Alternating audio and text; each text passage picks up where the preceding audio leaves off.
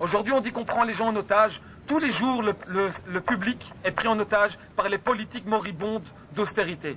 Peu avant 11h30, les représentants syndicaux sont prêts pour une deuxième réunion avec les directions des chemins de fer et comptent bien faire entendre leurs revendications. Nous débarquons avec nos propres tartines, si on peut exprimer cette vision des choses. Et donc, ce que nous voulons, c'est une négociation finish. C'est très clair.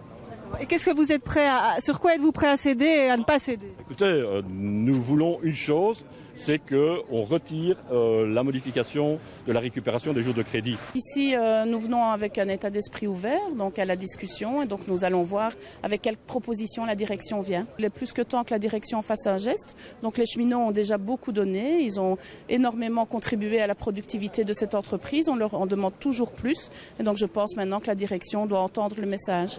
Un message qu'ont voulu communiquer les délégués syndicaux à des membres du personnel avant la réunion.